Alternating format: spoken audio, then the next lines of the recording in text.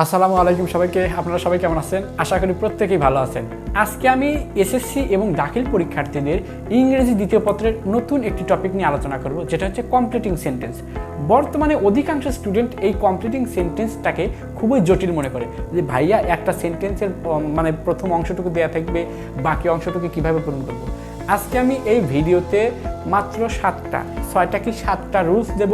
এতটুকু আশ্বস্ত করতে পারি, কোনো স্টুডেন্ট যদি এই 7টা রুলস ঠিকভাবে আয়ত্ত করতে পারে বা বুঝে আয়ত্ত করতে পারে, আপনি কমপ্লিটিং সেন্টেন্স 5-এর মধ্যে আপনার পরীক্ষায় আসবে 7 নম্বর প্রশ্নে। কমপ্লিটিং সেন্টেন্স 7 নম্বর প্রশ্নে 5টা থাকবে, 5টার মধ্যে 5, এই 5টার মধ্যে 5 মার্ক। 5টাতে আপনি যদি এই 7টা রুলস সুন্দরভাবে আয়ত্ত করতে পারেন, 5-এ 5 মার্কস আপনার দ্বারা সম্ভব। 5-এ 5 মার্কস আপনি পাবেন। একটা রিকোয়েস্ট, ভিডিওটি না টেনে অবশ্যই সম্পূর্ণ ভিডিওটি দেখবেন, আর ভিডিও দেখার সময় অবশ্যই একটু সম্ভব হলে খাতা কলম নিয়ে বসবেন। তো চলুন শুরু করা যাক। তার আগে আমি বলি, কমপ্লিটিং সেন্টেন্স আপনার আসবে 5টি, তার মধ্যে 4টা, 3 থেকে 4টা আপনি পাবেন হচ্ছে এই রুলসে। আমি যে রুলসগুলো দেবো, আপনি সম্পূর্ণ এই রুলস যদি পড়তে পারেন, 3 থেকে 4টা একদম হুবহু কমন। একটা মাঝে মধ্যে দেয়, একটা কিংবা 2টা, সর্বোচ্চ একটাই দেয় স্যারেরা, সেটা হচ্ছে অর্থের উপর ভিত্তি করে।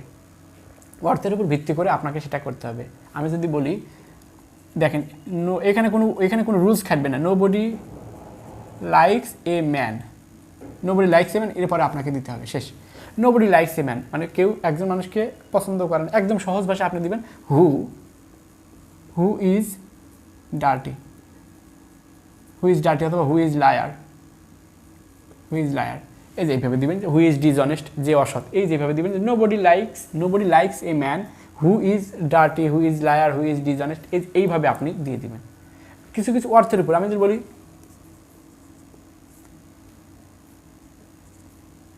দিস ইজ বাংলাদেশ, এরপর শেষ। দিস ইজ বাংলাদেশ আপনার পরীক্ষায় এভাবে দেওয়া থাকবে, এ নাম্বার এরও, বি নাম্বার এটা পরীক্ষায়। দিস ইজ বাংলাদেশ, এখানে কোনো রুলস খাটবেন, এটা জাস্ট অর্থের উপর। This is Bangladesh, which is my motherland, এইভাবে দিবেন আপনি। হুইচ ইজ মাই মাদারল্যান্ড, যেটা আমার মাতৃভূমি।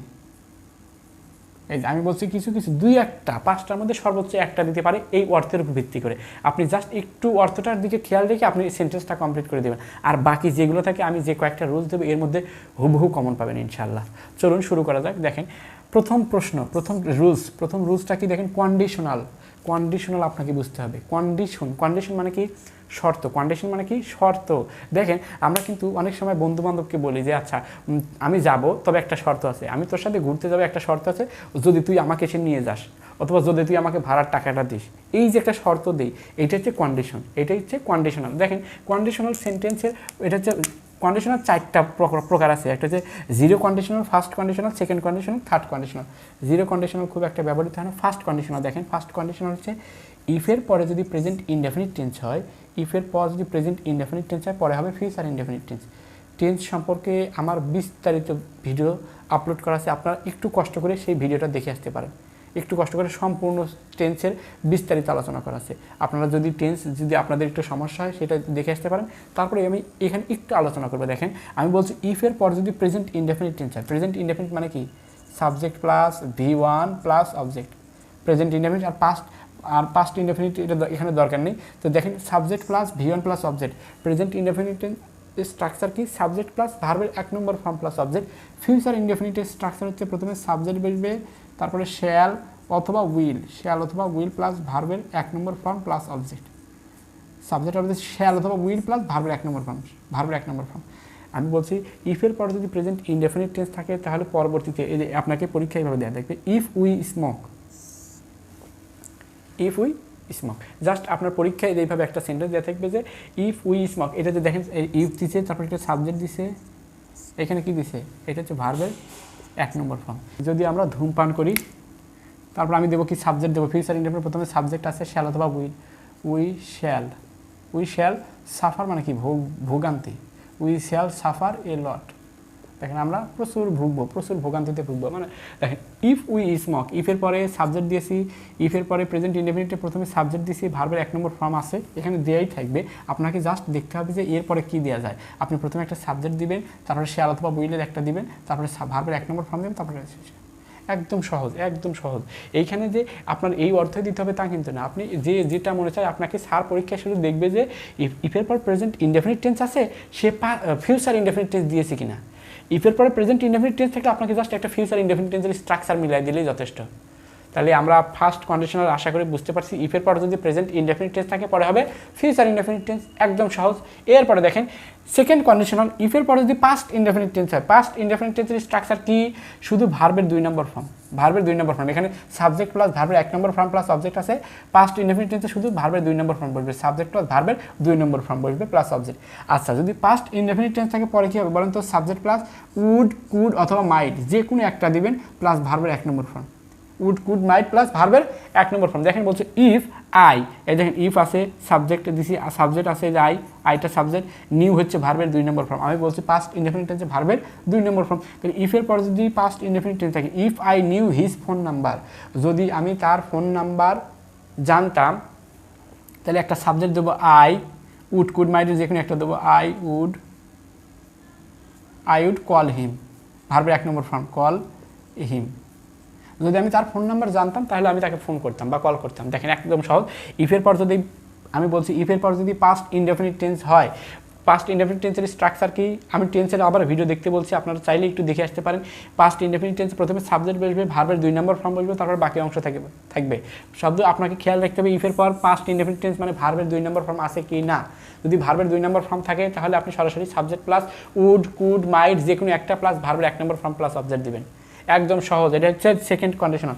থার্ড কন্ডিশনাল দেখেন, থার্ড কন্ডিশনাল ইফের পর যদি পাস্ট পারফেক্ট টেন্স হয়, ইফের পর এখানে পাস্ট পারফেক্ট টেন্সের স্ট্রাকচার কি বলেন তো, আমি বলছি প্রথমে সাবজেক্ট বলবে হ্যাড প্লাস ভি3, হ্যাড প্লাস ভি3, এটা হচ্ছে পাস্ট পারফেক্ট টেন্সের স্ট্রাকচার। দেখে না, তারপরে কি বলবে সাবজেক্ট প্লাস উড হ্যাভ অথবা মাইট হ্যাভ প্লাস ভার্বের 3 নম্বর ফর্ম বসবে। দেখেন এখানে বলছি ইফ দিয়েছি, সাবজেক্ট দিয়েছি, এই যে if plus subject plus had plus ভার্বের 3 নম্বর ফর্ম। কামে হচ্ছে দেখেন কাম হচ্ছে ভার্বের 1 নম্বর ফর্ম, কেম হচ্ছে ভার্বের 2 নম্বর ফর্ম, আবার কাম হচ্ছে ভার্বের 3 নম্বর ফর্ম। আমি বলছি হ্যাডের পর সবসময় ভার্বের 3 নম্বর ফর্ম বসে, হ্যাডের পর সবসময় ভার্বের 3 নম্বর ফর্ম বসে। তাহলে এটা আমরা কি বুঝতে পারছি, if he had come to my home, যদি সে আমার বাড়ি আসতো বা আমার বাড়িতে আসতো, এই দেখেন ইফ দিয়েছি, পাস্ট পারফেক্ট টেন্স আছে। আমরা জাস্ট এইটা খেয়াল রাখতে হবে ইফের পর পাস্ট পারফেক্ট টেন্স আছে কিনা। যদি খেয়াল রাখে তাহলে অবশ্যই কি দেবো, সাবজেক্ট দিবেন I would have, could have, might have যে কোনো একটা দিবেন। আই উড হ্যাভ ভার্বের 3 নম্বর ফর্ম দিছে, গিভেন সাম মানি, অর্থ শুধু মিলাই দিবেন। যদি সে আমার বাড়িতে আসতো, I would have given some money, আমি তাকে কিছু টাকা দিতাম। একদম সহজ। আমি বলছি ফার্স্ট কন্ডিশনালে ইফের পর যদি প্রেজেন্ট ইনডেফিনিট টেন্স থাকে, আপনি জাস্ট দেখবেন ইফের পরে প্রেজেন্ট ইনডেফিনিট টেন্স আছে কিনা, অর্থাৎ ভার্বের 1 নম্বর ফর্ম আছে কিনা। যদি থাকে আপনি সরাসরি ফিউচার ইনডেফিনিট, সাবজেক্ট দিবেন শ্যাল অথবা উইল দিবেন, ভার্বের 1 নম্বর ফর্ম দিবেন, অবজেক্ট। দেখেন উই শ্যাল সাফার এ লট, এদের শ্যাল দিয়েছি, ভার্বের 1 নম্বর ফর্ম দিয়েছি, গেছে। ফার্স্ট কন্ডিশনাল শেষ। সেকেন্ড কন্ডিশনাল হচ্ছে ইফের পর দেখবেন যে ভার্বের 2 নম্বর ফর্ম আছে কিনা, মানে পাস্ট ইনডেফিনিট টেন্স আছে কিনা। থাকলেই প্রথমে একটা সাবজেক্ট দিবেন উড, কুড, মাইট অথবা ভার্বের 1 নম্বর ফর্ম, উড, কুড, মাইটের যে কোনো একটা দিবেন প্লাস ভার্বের 1 নম্বর ফর্ম। দেখেন if I knew his phone number, যদি আমি তার ফোন নাম্বার জানতাম, I would call him, would দিয়েছি, ভার্বের 1 number form call him, I would call him, আমি তাকে ফোন করতাম। 3 নম্বর হচ্ছে third conditional if plus past perfect tense, ইফের পর যদি পাস্ট পারফেক্ট টেন্স অর্থাৎ সাবজেক্ট প্লাস হ্যাড প্লাস ভি3, ইফের পর যদি হ্যাড প্লাস ভি3 দেখেন, আমি বলছি এরপর সাবজেক্ট প্লাস সাবজেক্ট দিবেন উড হ্যাভ, কুড হ্যাভ অথবা মাইট হ্যাভ প্লাস ভার্বের 3 নম্বর ফর্ম। দেখেন আই উড হ্যাভ গিভেন ভার্বের 3 নম্বর ফর্ম প্লাস সাম মানি, অবজেক্ট দিয়েছি। আশা করি কন্ডিশনাল নিয়ে আর কোনো সমস্যা থাকার কথা নেই। এখান থেকে মাস্ট, এই একটা টপিক থেকে, এই একটা রুলস থেকে মাস্ট আপনি একটা কমন পাবেন। তো এখন পরবর্তী রুলসে যাব। 2 number rules, it is high time. আর একটা বিষয় আমি জানিয়ে রাখি, দেখেন আপনাদেরকে এই রুলসগুলো দেওয়ার পর আমি একটা বোর্ড কোশ্চেন সলভ ক্লাস নেব, অবশ্যই সেই ভিডিওটা দেখবেন। বোর্ড কোশ্চেন সলভ ক্লাস যদি এই ভিডিওতে সম্ভব না হয়, আমি নতুন একটা ভিডিও করে সেই ভিডিও আপলোড করব, আপনারা আশা করি ভিডিওটি দেখবেন। কারণ শুধু টপিক এই রুলস পড়লে হবে না, বোর্ড কোশ্চেন সলভ করলে আপনার পরীক্ষায় বুঝতে সুবিধা হবে, পরীক্ষায় অ্যান্সার করা খুব সহজ হবে। দেখেন 2 নম্বর রুলস আছে, ইট ইজ হাই টাইম। এটার অর্থ হচ্ছে এখনই উপযুক্ত সময়, যে কোনো কিছু করার এখনই উপযুক্ত সময়। যে দেখেন এই সেক্ষেত্রে ইট ইজ টাইম এবং ইট ইজ হাই টাইম বসে। এই ক্ষেত্রে 2টা রুলস আপনি খাটাতে পারবেন। 2টা রুলস, একটা হচ্ছে এরপরে যদি আপনি টু দেন তাহলে অবশ্যই ভার্বের 1 নম্বর ফর্ম দিতে হবে, আর যদি সাবজেক্ট দেন অবশ্যই ভার্বের 2 নম্বর ফর্ম দিতে হবে। টু দিলে ভার্বের 1 নম্বর ফর্ম এবং সাবজেক্ট দিলে ভার্বের 2 নম্বর ফর্ম। আমি একটু বুঝাই দিই, দেখেন উদাহরণ বলছে, corruption is increasing day by day, দুর্নীতি দিন দিন বাড়িতেছে। এটা আমাদের দেশে যে কোনো দেশে প্রত্যেকটা দেশে corruption is increasing day by day, দুর্নীতি দিন দিন প্রতিদিন বাড়িতেছে। ইট ইজ হাই টাইম, এখনই উপযুক্ত সময় যে, এখনই উপযুক্ত সময় যে। আপনি যদি টু দেন, আপনি যদি it is high time to stop, আপনি যদি টু দেন তাহলে ভার্বের 1 number form. It is high time to stop, এখনই উপযুক্ত সময় যে টু স্টপ, এটা দমন করা বা বন্ধ করার, এখনই উপযুক্ত সময় যে টু স্টপ। আর আপনি যদি সাবজেক্ট দেন, আপনি যদি টু স্টপ না দেন, সরাসরি সাবজেক্ট দেন উই স্টপড, মানে আমরা দমন করব, আমরা দমন করব। আশা করি বুঝতে পারছি। বলছি কি যে যদি it is time, it is high time থাকে, এর অর্থ হচ্ছে এখনই উপযুক্ত সময় যে, এখনই উপযুক্ত সময় যে। এরপরে আপনি দুইটা রুলস খাটাতে পারবেন। একটা হচ্ছে এরপরে যদি টু দেন তাহলে অবশ্যই ভার্বের 1 নম্বর ফর্ম দিতে হবে, যে ভার্বে দেন। আর যদি সাবজেক্ট ইউজ করেন অবশ্যই ভার্বের 2 নম্বর ফর্ম দিতে হবে। দেখেন আমি বলছি it is time, high time to stop, to দিয়েছি ভার্বের 1 নম্বর ফর্ম স্টপ, এবং সাবজেক্ট দিয়েছি উই দিয়েছি, এবং ভার্বের 2 নম্বর ফর্ম স্টপড। আশা করি clear. It is time, it is high time clear, এটা খুব গুরুত্বপূর্ণ কিন্তু। আচ্ছা, রুল নাম্বার 3 বলছে সো দ্যাট অথবা so dot dot that. So dot dot that এর অর্থ হচ্ছে যেন অর্থ প্রদান করে, যেন অর্থ প্রদান করে। সো দ্যাট এবং অথবা সো ডট ডট দ্যাট এরপরে ক্যান অথবা কুড বসে বাক্যটির অর্থ পূর্ণ করে। বাক্য এরপরে কি বসে বলেন তো? এরপরে ক্যান অথবা কুড বসে, এরপরে ক্যান অথবা কুড বসে বাক্যটির অর্থ প্রদান করে। দেখেন আমি বলছি কি I go to library fastly, আমি খুব দ্রুততার সাথে লাইব্রেরিতে গেলাম। সো দ্যাট মানে কি যেন বা যাতে। So that I can buy some books, যেন আমি কিছু বই কিনতে পারি। দেখেন আমি বলছি যেন অর্থে সো দ্যাট বসে, বলছি আই গো টু লাইব্রেরি, আমি লাইব্রেরিতে গেলাম ফার্স্টলি খুব দ্রুততার সাথে, সো দ্যাট মানে যেন বা যাতে, I can buy some books, আমি কিছু বই কিনতে পারি। এখানে একটা প্রশ্ন আছে স্যার, এখানে ক্যান অথবা কুড কখন বসবে? এখানে একটা বিষয় আছে, এই বাক্যে যদি প্রেজেন্ট ইনডেফিনিট টেন্স হয়, দেখেন গো আছে, প্রেজেন্ট ইনডেফিনিট টেন্স হলে ক্যান বসবে, আর পাস্ট টেন্সে গেলে কুড বসে। প্রেজেন্টে হলে ক্যান, পাস্টে গেলে কুড বসে। দেখেন পরে this topic was so difficult, was আসে পাস্ট টেন্সে আছে। দেখেন this topic was so difficult, এই টপিকটা খুবই কঠিন ছিল। সো ডিফিকাল্ট দ্যাট, এই দেখেন সো ডট ডট দ্যাট আছে। আমি বলছি সো ডট ডট দ্যাট অর্থ যেন বা যাতে, তাহলে this topic was so difficult, এতটাই কঠিন ছিল যে I could not solve it. দেখেন একদম সহজ, I could not solve it মানে এই টপিকটা এতটাই কঠিন ছিল যে I could not solve it, আমি এটা সমাধান করতে পারিনি। আমি বলছি ক্যান যদি বাক্যে প্রেজেন্টে থাকে, এই বাক্য যদি প্রেজেন্ট টেন্স হয় তাহলে সেখানে ক্যান বসবে, ক্যান অথবা কুড বসে বাক্যটির অর্থ পূর্ণ করে আমি বলছি। আর যদি পাস্টে হয় তাহলে অবশ্যই কুড বসবে। একদম সহজ, একদম সহজ। দেখেন রুল নাম্বার 2 কিন্তু ক্লিয়ার। এরপর দেখেন 3 ক্লিয়ার। রুল নাম্বার 4 বলছে লিস্ট, এটা মাস্ট, পরীক্ষায় খুব খুব গুরুত্বপূর্ণ। প্রত্যেক পরীক্ষায় থাকে লিস্ট বা পিছিয়ে ভয় থাকে, একটা কাজ করুন এর পিছনে ভয় থাকে। দেখুন এরপরে সাবজেক্ট, যদি আপনি কোনো কিছু নাও বোঝেন সরাসরি লিস্ট দেখলেই আপনি সরাসরি এরপরে সাবজেক্ট প্লাস শুড অথবা মাইট প্লাস ভার্বের 1 নম্বর ফর্ম, জাস্ট এইটা মাথায় রাখবেন, সাবজেক্ট প্লাস শুড অথবা মাইট প্লাস ভার্বের 1 নম্বর ফর্ম। দেখেন হি স্টাডিড হার্ড, এই যে লিস্ট আছে, আমি বলছি লিস্ট থাকলে কী হবে, হি স্টাডিড হার্ড, সে কঠোর পড়াশোনা করলো। লিস্ট এই ভয়ে যে আপনি দিবেন হি, এই যে সাবজেক্ট হি, শুড অথবা মাইট যে কোনো একটা দেবেন, he should fail in the exam, সে পরীক্ষায় ফেল করবে বিধায় আমরা, যেমন আমি যদি বলি I studied hard, lest I should fail in the exam, আমি পরীক্ষায় ফেল করব এই ভয়ে আমি কঠোর পড়াশোনা করলাম। তাহলে আশা করি লিস্ট এর বিষয়টা বুঝতে পারছেন। এই 3টা যদি দেখেন it is time, it is high time, এরপর টু প্লাস ভার্বের 1 নম্বর ফর্ম, আর যদি সাবজেক্ট দেন অবশ্যই ভার্বের 2 নম্বর ফর্ম দিতে হবে, একদম সহজ। সো দ্যাট অথবা সো ডট ডট দ্যাট এর অর্থ জানো, এরপরে ক্যান অথবা কুড বসে বাক্যটির অর্থ পূর্ণ করে। ক্যান বসে কখন বলেন তো? যদি এই বাক্যটি প্রেজেন্টে থাকে তাহলে ক্যান বসে, যদি পাস্টে থাকে তাহলে কুড বসে, একদম সহজ। 4 নম্বর রুল, লিস্ট থাকলে আমি বলছি সাবজেক্ট প্লাস শুড অথবা মাইট প্লাস ভার্বের 1 নম্বর ফর্ম প্লাস সাবজেক্ট, একদম সহজ কিন্তু 2, 3, 4 নম্বর একদম সহজ। পরবর্তী রুলসে যাওয়া যাক। 5 নম্বর রুলস দেখেন, দো অলদো বাট, দেখেন এটা খুব গুরুত্বপূর্ণ, প্রত্যেক পরীক্ষায় এখান থেকে আপনাদের একটা থাকেই। দো অলদো এর অর্থ হচ্ছে যেন, বাট মানে কিন্তু। সবচেয়ে মজার ব্যাপার হচ্ছে এরপরে সবসময় বিপরীত অর্থপূর্ণ একটা বাক্য বসে, এরপরে সবসময় একটা বিপরীত অর্থপূর্ণ বাক্য বসে। যেমন আমি যদি বলি আমি কঠোর পড়াশোনা করলাম, আচ্ছা কঠোর পড়াশোনা করলে আমার কী করা উচিত? আমার অবশ্যই ভালো রেজাল্ট করা উচিত বা পাস করা উচিত, কিন্তু আমি ফেল করব, কারণ আমি বলছি দো অলদো, যে এইগুলো থাকলে সবসময় বিপরীত অর্থ বসে, যেমন দো হি ইজ পোর, আমরা জানি যে যারা গরিব মানুষ তারা কিন্তু আসলে সৎ থাকতে পারে না বা সৎ থাকে না, এরকম আমাদের অনেক ধারণা। দেখেন দো হি ইজ পোর, যদিও সে গরিব, হি ইজ অনেস্ট, যদিও সে গরিব আসলে সে সৎ, যদিও সে গরিব কিন্তু সে সৎ। দেখেন হি স্টাডিড হার্ড, সে কঠোর পড়াশোনা করলো, বাট কিন্তু আমরা জানি যে কঠোর পড়াশোনা করলে কী করা উচিত, কী করা মানে দরকার, অবশ্যই সে ভালো রেজাল্ট করা দরকার। হি স্টাডিড হার্ড, কঠোর পড়াশোনা করলে ভালো রেজাল্ট করা দরকার বা পাস করা দরকার, প্লাস পাওয়া দরকার। বাট এই যে বাট থাকার কারণে আমি বলছি বিপরীতার্থ, আপনি দেবেন he failed in the exam, he failed in the exam.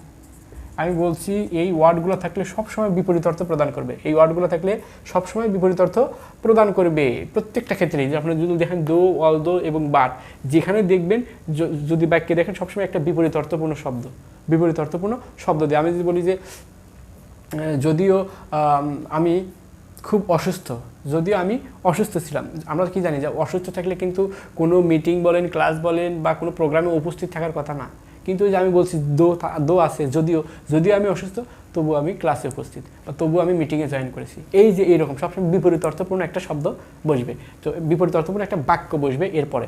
আশা করি দো, অল দো এবং বাটের রুল শেষ। এরপরে দেখেন রুল নাম্বার 6 আছে, no sooner had dot dot then, hardly had dot dot when এবং scarcely had dot dot when. আপনার পরীক্ষায় দেন, হোয়েন এতটুকু পর্যন্ত থাকবে আপনার, জাস্ট এরপরে হচ্ছে subject plus verb two, subject plus verb two. No sooner had মানে কি জানেন, নো সোনার হ্যাড একটা কাজ করতে না করতেই বা ঘটতে না ঘটতেই। নো সোনার হ্যাড, দেখেন আমি একটা উদাহরণ দিয়েছি, no sooner had he seen me, মানে সে আমাকে দেখতে না দেখতেই, এখানে যে ভাবটা থাকবে সেইটাই হবে। No sooner had he seen me, সে আমাকে দেখতে না দেখতেই, সে আমাকে দেখতে না দেখতেই দেন, এই দেন পর্যন্ত থাকবে। এরপরে কী দিতে হবে, সে আমাকে দেখতে না দেখতে আমি দেবো হি র্যান, ভার্বের 2 নম্বর ফর্ম, রান ভার্বের 2 নম্বর ফর্ম হচ্ছে র্যান, এটা হচ্ছে ভার্বের র্যান অ্যাওয়ে, সে পালিয়ে গেল, সে আমাকে দেখতে না দেখতে সে পালিয়ে গেল। আমি বলছি no sooner had he seen me, এরপরে দেন পর্যন্ত থাকবে আপনার, এরপরে শুধু সাবজেক্ট প্লাস ভার্বের টু দিতে হবে, সাবজেক্ট প্লাস ভার্ব টু, একদম সহজ কিন্তু, মানে সে আমাকে দেখতে না দেখতেই সে পালিয়ে গেল। আচ্ছা, এরপর বলছে দেখেন hardly had dot dot when, এরপরে সাবজেক্ট প্লাস ভার্ব টু এবং scarcely had dot dot when, এরপর সাবজেক্ট প্লাস ভার্ব টু, তিনটাই কিন্তু সাবজেক্ট প্লাস ভার্ব টু, তিনটাই কিন্তু সাবজেক্ট প্লাস ভার্ব টু, এটা কিন্তু আমাদের মাথায় রাখতে হবে। যেমন হার্ডলি হ্যাডের অর্থ কি জানেন, হার্ডলি হ্যাড মানে খুবই কঠিন, মানে প্রায়ই না, কদাচিৎ, প্রায় না কদাচিৎ। যেমন hardly had I talk to হার, আমি তার সাথে কথা বলি না বললেই চলে বা কথা বলেছিলামই না। হোয়েন মানে যখন, যখন আপনি দিবেন আমি তার সাথে কথা বলি না বললেই চলে, হোয়েন উই, এরপর কি বলছে বলেন তো, ভার্বের 2 নম্বর ফর্ম উই মিট, এই যে MEET এটা হচ্ছে ভার্বের 1 নম্বর ফর্ম, আর MET এটা হচ্ছে ভার্বের 2 নম্বর ফর্ম। দেখেন আমি বলছি hardly had I talked to her when, এই হার্ডলি হ্যাড আছে, আমি বলছি এইটা যদি থাকে এরপর অবশ্যই সাবজেক্ট প্লাস ভার্ব টু দিবেন, তাহলে hardly had I talk to হার, আমি তার সাথে কথা বলি না বললেই চলে, হোয়েন যখন, উই মিট যখন আমরা সাক্ষাৎ করলাম। ঠিক এখানে যদি স্কার্সলি হ্যাড থাকতো, scarcely had I talk to her, ওই ঠিক এইভাবে দিতেন we meet, when we meet যখন আমরা তার সাথে সাক্ষাৎ করেছিলাম। একদম সহজ কিন্তু, আমি 5 এবং 6 নম্বর রুল দিয়েছি, সম্ভবত আর একটা রুলস আছে, দেখি চলেন। সর্বশেষ রুলস দেখেন, since, as if, as the এবং আর একটা রুলস দিয়েছি, এটা আপনাদের জন্য অতিরিক্ত, মাঝে মধ্যে এসে থাকে বেশিরভাগ। দেখেন টিল, আনটিল এবং আনলেস। দেখেন since, as if, as though, since, as if, as though এর অর্থ হচ্ছে যেন অর্থে প্রকাশ করে, যেন, আমি যদি বলি না যে সে আমাকে এমনভাবে ডাকে সে যেন প্রধান, অথবা সে যেন চেয়ারম্যান, অথবা সে আমাকে এমনভাবে আদেশ করে সে যেন বাড়ির প্রধান, সে আমাকে এমনভাবে আমার দিকে এমনভাবে তাকালো যেন সে আমাকে চিনতে পেরেছিল, এই যে যেন অর্থে অ্যাজ ইফ অথবা অ্যাজ দো সিন্স বসে। যেমন আমি এর পূর্বে যদি প্রেজেন্ট ইনডেফিনিট টেন্স হয়, একটা বিষয় মাথায় রাখবেন, অ্যাজ ইফ, অ্যাজ দো এর পূর্বে যদি প্রেজেন্ট ইনডেফিনিট মানে কি, সাবজেক্ট প্লাস ভার্বের 1 নম্বর ফর্ম, এর পূর্বে যদি প্রেজেন্ট ইনডেফিনিট টেন্স হয় তাহলে পরে কী হবে, পাস্ট ইনডেফিনিট টেন্স, অর্থাৎ সাবজেক্ট প্লাস ভার্ব টু হবে। প্রেজেন্ট ইনডেফিনিট টেন্স হলে পরে হবে পাস্ট ইনডেফিনিট টেন্স, এবং পূর্বে যদি পাস্ট ইনডেফিনিট অর্থাৎ সাবজেক্ট প্লাস ভার্ব টু হয় তাহলে পরে হবে কি, had plus verb 3, past perfect tense, subject plus had plus verb 3, past perfect tense, এটা একটু মাথায় রাখবেন। Since, as if, as though এর পূর্বে যদি প্রেজেন্ট ইনডেফিনিট টেন্স হয় পরে হবে পাস্ট ইনডেফিনিট টেন্স, এবং পূর্বেই যদি পাস্ট ইনডেফিনিট টেন্স হয় পরে হবে পাস্ট পারফেক্ট টেন্স, অর্থাৎ হ্যাড প্লাস V3। দেখেন উদাহরণ দিয়েছি, হি টক্স, থার্ড পারসন সিঙ্গুলার ভার্বের সাথে এস বা ইয়েস হয় একমাত্র প্রেজেন্ট ইনডেফিনিট টেন্সে, তাহলে আমরা বুঝতে পারছি অ্যাজ ইফ অথবা অ্যাজ দো এর পূর্বে প্রেজেন্ট ইনডেফিনিট টেন্স আছে, তাহলে আমরা কি দেবো, আমি বলছি অ্যাজ ইফ অথবা অ্যাজ দো এর পূর্বে যদি প্রেজেন্ট ইনডেফিনিট টেন্স থাকে পরে হবে পাস্ট ইনডেফিনিট টেন্স, তাহলে he talks as if he knew, subject দিয়েছি ভার্বের 2 number form, he knew everything, he talks as if সে কথা বলে এমনভাবে যেন, হি নিউ এভরিথিং সে সব কিছু জানে, এরকম হয় কিন্তু। দেখেন আমি বলছি যেন অর্থে অ্যাজ ইফ অথবা অ্যাজ দো বসবে, হি টক্স অ্যাজ ইফ সে এমনভাবে কথা বলে জানো, হি নিউ এভরিথিং সে সব কিছু জানে। সাবজেক্ট দিয়েছি ভার্বের 2 নম্বর ফর্ম, দেখেন সাবজেক্ট প্লাস ভার্বের 1 নম্বর ফর্ম আছে, ভার্বের 1 নম্বর ফর্ম আছে, তাহলে অবশ্যই আমি কি দেবো, subject plus verb two, subject plus verb two দিয়েছি, একদম সহজ। আচ্ছা, হি লুকড অ্যাট মি, সে আমার দিকে তাকালো, অ্যাজ দো যেন, এই জানেন সাবজেক্ট প্লাস ভার্ব টু আছে, মানে অ্যাজ ইফ অ্যাজ এর পূর্বে পাস্ট ইনডেফিনিট টেন্স আছে, সাবজেক্ট প্লাস ভার্ব টু কোন টেন্সে বসে, পাস্ট ইনডেফিনিট টেন্স। তাহলে অ্যাজ ইফ অথবা অ্যাজ এর পূর্বে আমি পাস্ট ইনডেফিনিট টেন্স পেয়ে গেছি, তাহলে অবশ্যই পরে কী হবে, পাস্ট পারফেক্ট টেন্স। এটা আমি স্ট্রাকচার বলে দিচ্ছি। তাহলে he looked at me as though, সে আমার দিকে তাকালো এমনভাবে যেন হি হ্যাড নোন মি, সে আমাকে চিনতে পেরেছিল। সাবজেক্ট দিয়েছি, হ্যাড দিয়েছি, ভার্বের 3 নম্বর ফর্ম অবজেক্ট, একদম সহজ। আমি বলছি অ্যাজ ইফ অথবা অ্যাজ এর পূর্বে যদি প্রেজেন্ট ইনডেফিনিট টেন্স হয় পরে হবে past indefinite tense, as if অথবা অ্যাজ এর পূর্বে যদি পাস্ট ইনডেফিনিট টেন্স হয় পরে হবে পাস্ট পারফেক্ট টেন্স। এই যে উদাহরণ দিয়ে খুব সুন্দর করে বুঝাই দিলাম। আচ্ছা, তারপরে দেখেন একবার সর্বশেষ রুল, টিল, আনটিল এবং আনলেস। দেখেন এই তিনটার মধ্যে আনটিল এবং আনলেস সবসময় নেগেটিভ অর্থ প্রদান করে, সবসময়। আনটিল মানে যে পর্যন্ত না, আনলেস মানে যতক্ষণ না, আনলেস মানে যতক্ষণ না। দেখেন তারপরে টিল মানে কি, টিল মানে পর্যন্ত। একমাত্র টিলের পরে যদি কোনো বাক্যে টিল থাকে, টিলের পরে আপনি অ্যাফার্মেটিভ এবং নেগেটিভ যে কোনো বাক্য আপনি ব্যবহার করতে পারবেন। কিন্তু আনটিল এবং আনলেস থাকলে এরপরে শুধুমাত্র আপনি অ্যাফার্মেটিভ বাক্য ব্যবহার করতে পারবেন, এরপরে নেগেটিভ বাক্য দিতে পারবেন না, কারণ একটা সেন্টেন্সে দুটা নেগেটিভ বাক্য হয় না। দেখেন টিল এর পরে অ্যাফার্মেটিভ নেগেটিভ যেটা খুশি দিতে পারবেন। দেখেন একটা উদাহরণ দিলে আপনি ভালো বুঝতে পারবেন। দেখেন ওয়েট হেয়ার টিল, এখানে কি আছে, টিল আছে। তাহলে আমি বলছি টিলের পরে অ্যাফার্মেটিভ নেগেটিভ দুইটা যে কোনো একটা বাক্য দিতে পারবো। Wait here till I come back, I come back মানে আমি ফিরে আসা পর্যন্ত তুমি অপেক্ষা করো, অথবা আপনি আই ডোন্ট কাম ব্যাকও দিতে পারতেন। নেগেটিভ অ্যাফার্মেটিভ দুটোই হবে, আই ডোন্ট কাম ব্যাক। আমি বলছি যে টিলের পরে অ্যাফার্মেটিভ এবং নেগেটিভ দুইটা বাক্যই আপনি ব্যবহার করতে পারবেন, কিন্তু আনটিল এবং আনলেসের পরে আপনি কখনোই নেগেটিভ বাক্য ব্যবহার করতে পারবেন না। এখানে যদি ওয়েট হেয়ার আনটিল থাকতে তাহলে আপনি কী দিতেন বলেন তো, এখানে আনটিল আছে, আনটিল থাকলে শুধু আপনি affirmative I come back, I don't come back এটা আপনি ব্যবহার করতে পারবেন না। একমাত্র টিল থাকলে আপনি দুটোই ব্যবহার করতে পারবেন, কিন্তু আনটিল থাকলে একমাত্র আই কেম ব্যাক মানে অ্যাফার্মেটিভটাই নিতে হবে। আশা করি বুঝতে পারছি। আনলেসটা কি, দেখেন unless, you did not get GPA 5, তুমি জিপিএ 5 পাবে না। আনলেস যদি না you worked hard, you worked hard, যদি না তুমি কঠোর পড়াশোনা করো, তুমি জিপিএ 5 পাবে না। You did not get GPA 5, দেখেন আমি বলছি আনলেস আছে, এই যে আনলেস আছে, আনলেস থাকলে সবসময় কী দিতে হবে, আমাকে অ্যাফার্মেটিভ বাক্য দিতে হবে। You did not get GPA 5, তুমি জিপিএ 5 পাবে না। আনলেস যদি না ইউ ওয়ার্কড হার্ড, যদি না তুমি কঠোর পড়াশোনা করো।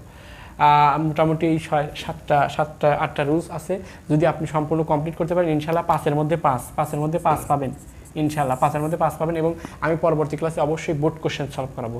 বোর্ড কোশ্চেনটা আপনারা একটু ভালোভাবে দেখবেন, বোর্ড কোশ্চেন সলভ করলে আপনার পরীক্ষায় বুঝতে খুব সুবিধা হবে। আজকের ভিডিও এতটুকুই। যদি ভিডিওটি ভালো লাগে অবশ্যই একটা লাইক, কমেন্ট এবং বন্ধুদের মাঝে শেয়ার করবেন আর সাবস্ক্রাইব করবেন। ধন্যবাদ সবাইকে।